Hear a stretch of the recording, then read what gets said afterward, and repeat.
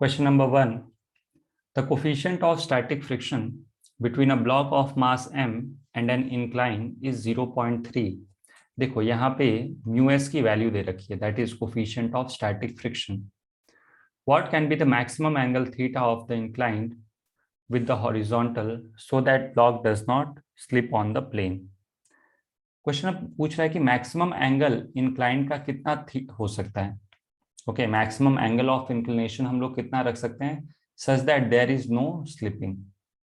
Okay, तो यहाँ पे तो हमें डायरेक्ट ये आंसर याद भी रहना चाहिए कि tan थीटा जब म्यूएस के इक्वल होता है वो मैक्सिमम एंगल होता है. उससे थोड़ा सा भी ज्यादा करोगे तो स्लिपिंग शुरू हो जाएगी. ओके, इसको बोलते हैं angle of repose. Okay, if the incline makes an angle theta by 2 with horizontal, find the friction force on the block.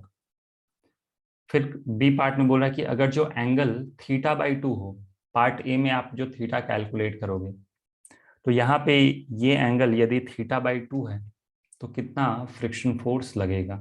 Okay, चलो ध्यान से देखना.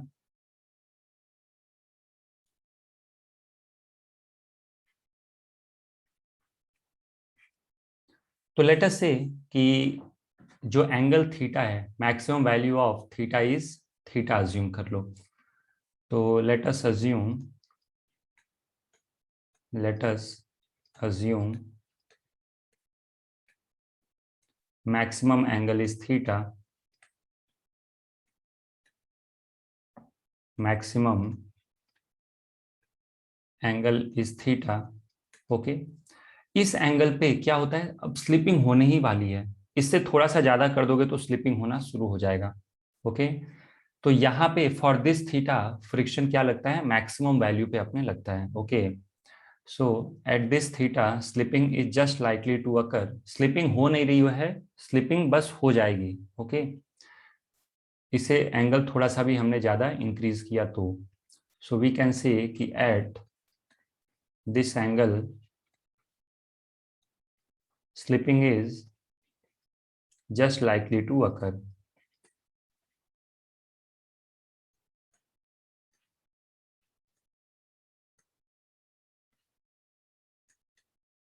likely to occur, और इस केस में फ्रिक्शन फोर्स अपना मैक्सिमम वैल्यू पे लगता है. To occur and friction force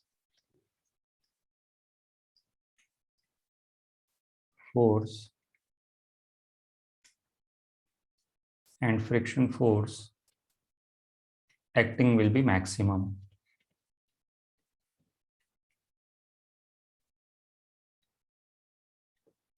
correct. जब स्लिपिंग होने वाली होती है या फिर हो रही है तो फ्रिक्शन हमेशा अपने मैक्सिमम वैल्यू पे लगता है. ओके, बाकी केसेस में हमेशा उससे कम लगेगा. तो चलो ध्यान से देखो. लेट अस से कि angle of inclination is theta.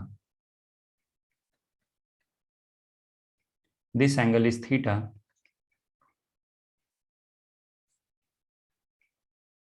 This is a block of mass m. Okay, यहां पे कितना लगेगा फ्रिक्शन, सॉरी यहां पे सबसे पहले हम लोग फ्री बॉडी डायग्राम ड्रॉ करते हैं. तो ये कितना लगेगा, दिस इज mg. यहां से क्या लगेगा बच्चों, नॉर्मल. और यहां से क्या लगेगा, this is friction force. Friction force अपने मैक्सिमम वैल्यू पे लगेगा. ये एंगल थीटा मैंने कहा था याद रखने को, दिस एंगल इज थीटा. यहाँ पे हम लोग क्या करेंगे, mg के दो कंपोनेंट लेंगे along the plane and perpendicular to the plane. Okay, तो देखो इस mg के मैं दो कंपोनेंट लिखने जा रहा हूँ.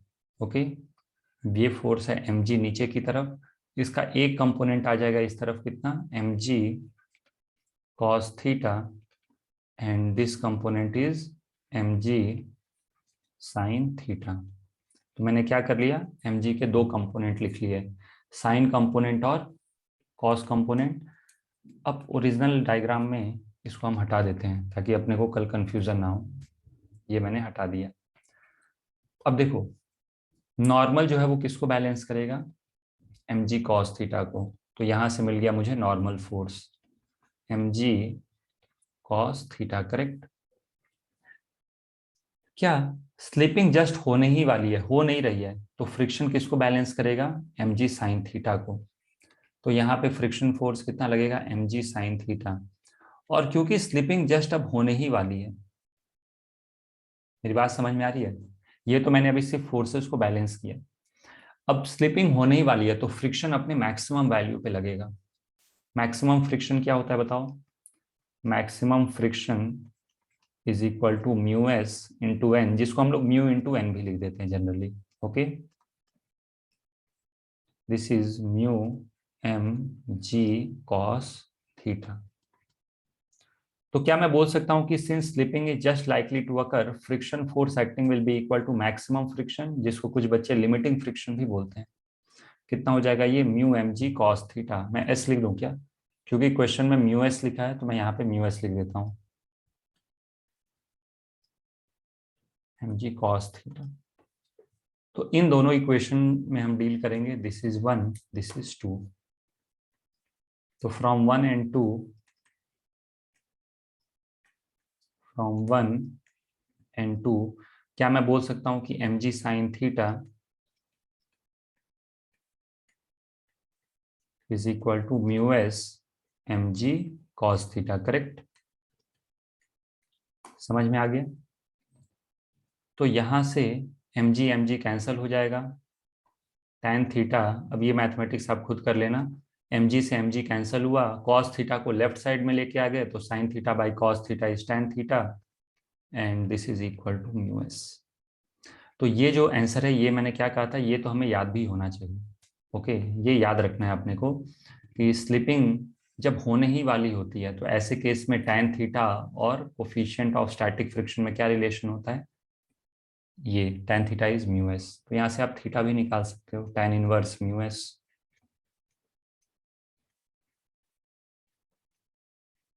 That is tan inverse 0.3। ये कोई स्टैंडर्ड एंगल नहीं है, तो ऐसे भी इसी फॉर्म में भी आप रहने दो। ओके, अब आ जाओ नेक्स्ट पार्ट पे। नेक्स्ट पार्ट में क्या पूछ रहा है, if the incline makes an angle theta by to with horizontal, find the friction force on the block. तो इस केस में ब्लॉक पे फ्रिक्शन फोर्स कितना लगेगा, when angle it makes is theta by two, correct.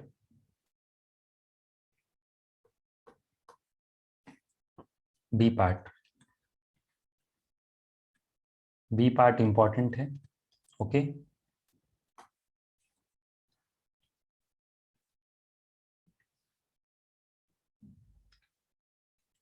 देखो यहां पे ये जो आप एंगल देख रहे हो, ये एंगल कितना है, थीटा बाई टू, करेक्ट। बाकी सब कुछ पिछली बार की तरफ फ्री बॉडी डायग्राम ड्रॉ करेंगे। ओके,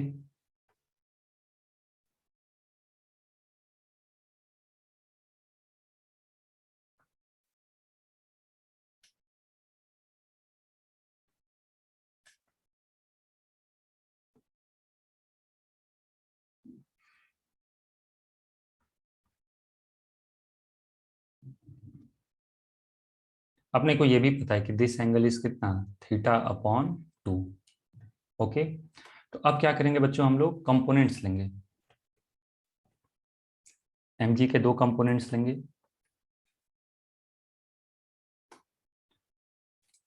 मैं डायरेक्टली दिखा दूं, इसको इरेज कर दूं, mg के दो कंपोनेंट आ जाएंगे, एक आ जाएगा mg, इस तरफ क्या हो जाएगा, दिस विल बी mg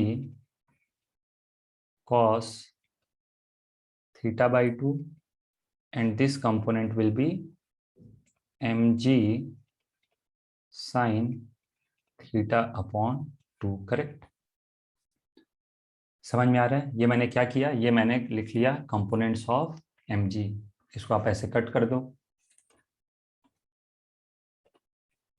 अब देखो स्टैटिक फ्रिक्शन की खास बात क्या है कि ये लगता है एज पर रिक्वायरमेंट।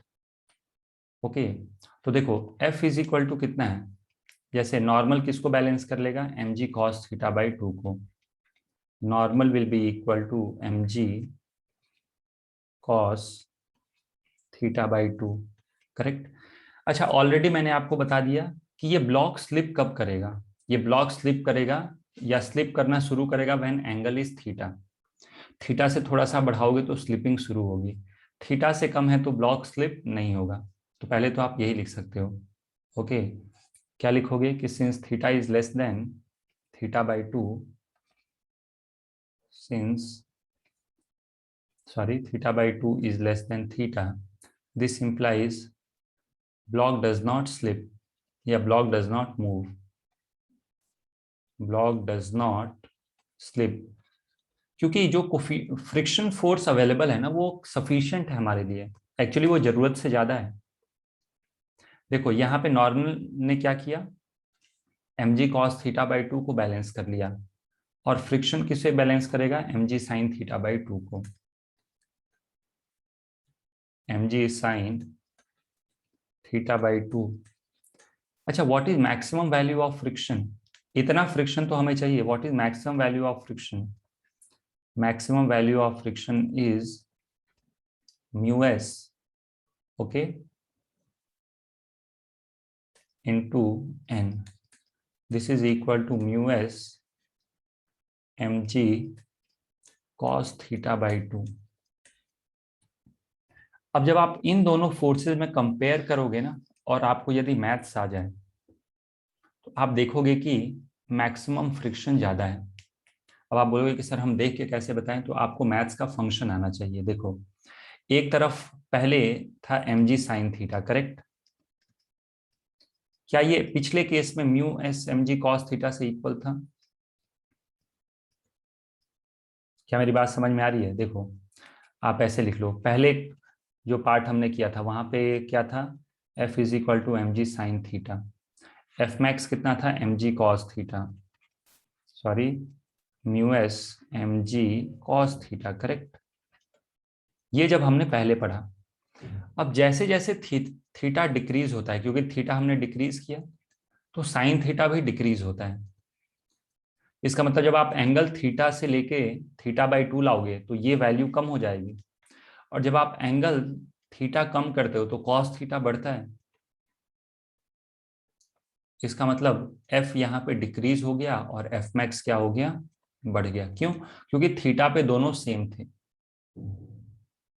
मेरी बात समझ में आ रही है? थीटा पे ये दोनों वैल्यू क्या थे, सेम थे। पिछले पार्ट में हमने यही किया था ना, क्योंकि स्लिपिंग होने वाली थी तो mg sin theta was equal to mu s mg cos theta. एक तो आपको याद रहे कि क्लास में मैंने क्या बताया था, क्लास में हमने बताया था कि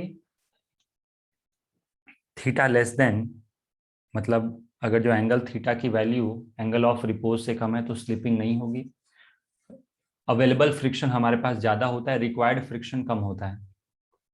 वही चीज मैं यहाँ समझा रहा हूँ। देखो, mg sin थीटा जो है ना अपने पास, और mu s mg cos theta, ये पहले दोनों इक्वल थे। थीटा आपने डिक्रीज किया, कितना कर दिया, θ/2, तो ये पूरी वैल्यू डिक्रीज हो गई। This is required value of friction. लेकिन जब आप थीटा डिक्रीज करते हो तो कॉस थीटा इंक्रीज होता है, मतलब मैक्सिमम वैल्यू ऑफ फ्रिक्शन बढ़ गई। लेकिन मैक्सिमम वैल्यू ऑफ फ्रिक्शन नहीं लगेगा, जरूरत कितना है, जरूरत है मुझे सिर्फ इसका। ओके, तो आप यहाँ पे लिख सकते हो कि इस केस में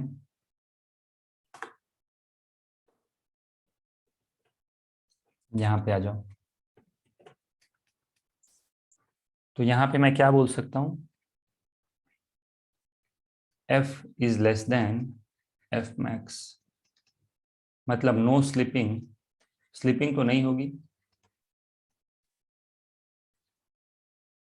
मेरी बात समझ में आ रही है? जैसे आपको 10 न्यूटन की फ्रिक्शन की जरूरत है और ये है 50 न्यूटन, तो कितना लगेगा, 10 न्यूटन ही लगेगा। तो कितना फ्रिक्शन लगेगा, सिर्फ और सिर्फ ये 10 न्यूटन, मतलब mg sin θ/2 ही लगेगा। No slipping and friction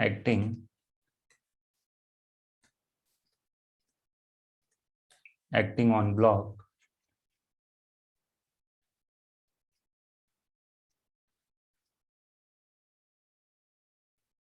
is mu mg sin θ/2,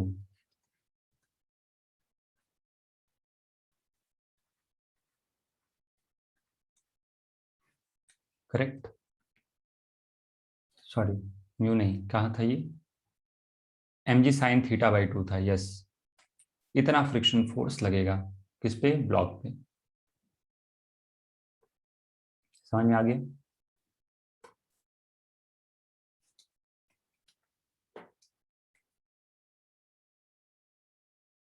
okay, next question. Question number 2, a horizontal force of 20 Newton is applied to a block of mass 4 kg resting on a rough horizontal table. If the block does not move on the table, how much frictional force the table is applying on the block? देखो, एक 4 kg का block है और वो rough horizontal surface पे या rough horizontal table पे क्या है, मूव नहीं कर रहा है। हमने कितना हॉरिजॉन्टल फोर्स लगाया इसके ऊपर, 20 न्यूटन का। देखो क्या लिखा है, 20 न्यूटन का हॉरिजॉन्टल फोर्स लगाया 4 केजी के ब्लॉक पे। ब्लॉक कहाँ है, रफ हॉरिजॉन्टल टेबल पे, correct. If the block does not move on the table, यदि ब्लॉक टेबल पे मूव नहीं करता है, तो पूछ रहा है how much friction force the table is applying on the block. Next है, what can be said about the coefficient of static friction between the block and the table?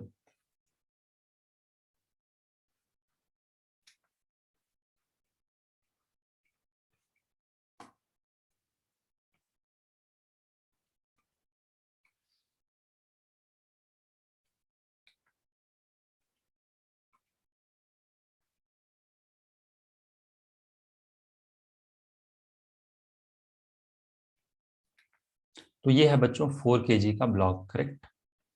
समझ में आ रहा है? क्वेश्चन में क्या दिया गया है कि block does not move. Okay, क्या लिखा है, block does not move on the table, इसका मतलब एक्सेलरेशन इज क्या, 0। मैं यहाँ पे लिख देता हूँ, since block does not move on the table,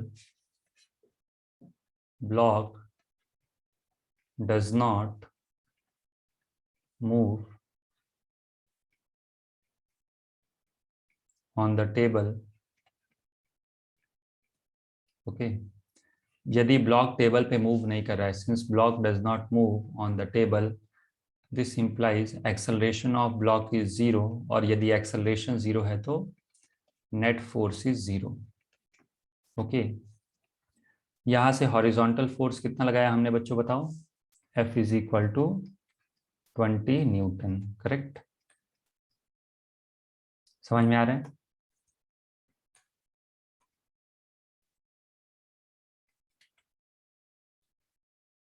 this is 4 kg, यहां से लगा 20 Newton,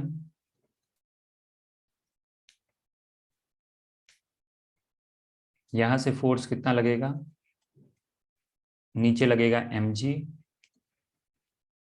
this is equal to 40 newton. यहां से एक ऊपर की तरफ लगेगा कौन सा फोर्स, नॉर्मल फोर्स n। अभी भी ये ब्लॉक रेस्ट पे है, तो इस 20 न्यूटन को कौन बैलेंस कर रहा होगा, फ्रिक्शन फोर्स। ऐसे हम लोग सोच सकते थे कि this is the friction force. क्या फ्रिक्शन फोर्स इसको बैलेंस करेगा, yes. Therefore friction force is equal to 20 newton. तो ये आ गया पहले पार्ट का आंसर। क्या पूछ रहा था फर्स्ट पार्ट में, कि how much friction force the table is applying on the block, तो कितना अप्लाई कर रहा है, 20 न्यूटन के equal, correct. Next, what can be said about the coefficient of static friction. तो देखो, जो स्टैटिक फ्रिक्शन होता है, नहीं, उसका यदि म्यूएस निकालना है, तो पूछ रहा है कि म्यूएस के बारे में हम लोग क्या बता सकते हैं कि उसकी वैल्यू क्या क्या हो सकती है। ओके, तो इसके लिए मैं आपको बता देता हूं कि जो फ्रिक्शन होता है ना, friction force acting is equal to, मतलब 0 से लेके वो एफ मैक्स तक कुछ भी हो सकता है, correct. This is friction force acting on the block and this is maximum value of static friction. Static friction की वैल्यू 0 से एफ मैक्स तक कुछ भी हो सकती है, करेक्ट। This is 0। अच्छा, एफ मैक्स की वैल्यू क्या होती है बच्चों, बताओ। F max is equal to mu s into N. What is normal force, क्या मैं यहां से बोल सकता हूं कि वर्टिकल फोर्सेस बैलेंस है तो normal force is equal to 40 newton, correct. तो this is mu s into 40। अब आप क्या करो, इस वैल्यू को यहाँ पे सब्स्टिट्यूट कर दो। तो अभी मैंने क्या लिखा, 0 is less than equal to F max.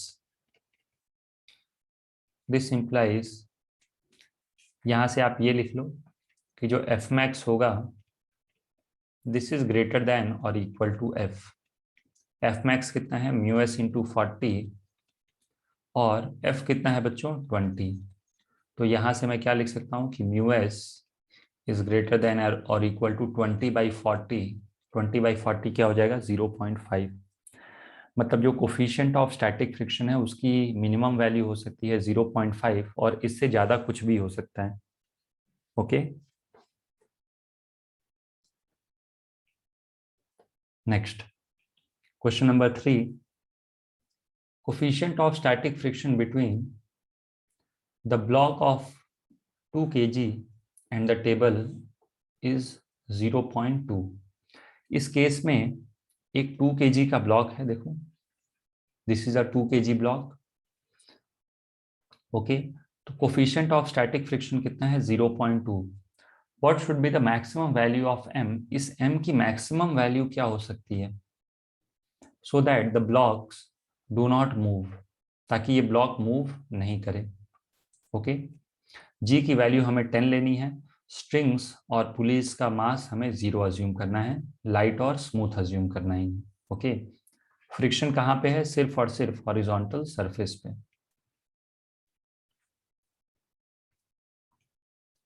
So this is 2 kg block, correct?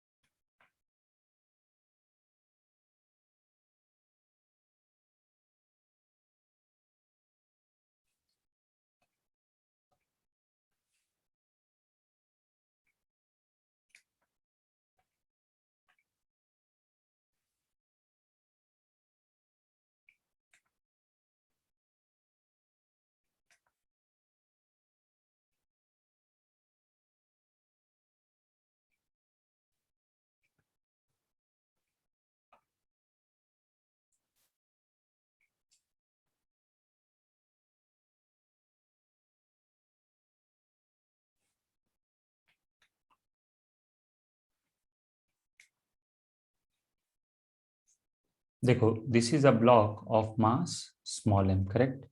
This is 2 kg। Okay, अब क्वेश्चन में क्या दिया है कि ये जो सिस्टम है ना वो इक्विलिब्रियम में है। ओके, ये सिस्टम क्या है, this system is in equilibrium. तो एक्सेलरेशन क्या हो जाएगा, 0। तो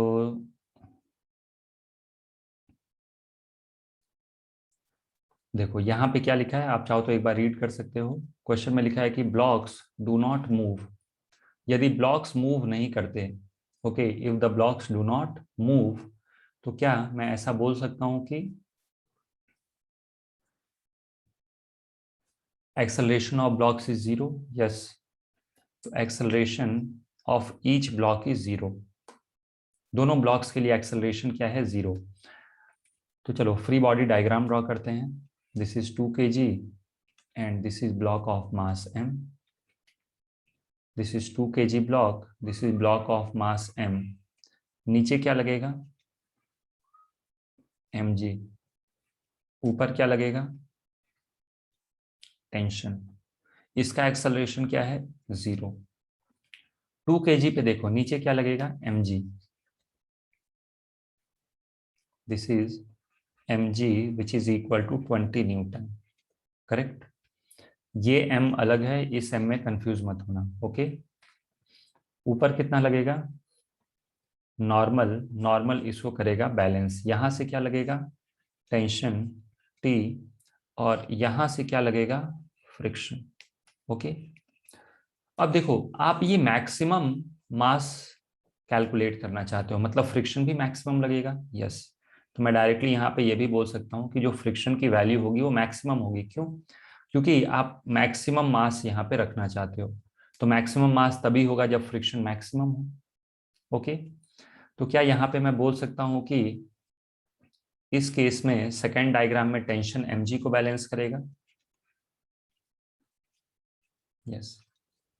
यहाँ पे इस डायग्राम में नॉर्मल ने क्या किया? 20 न्यूटन को बैलेंस किया।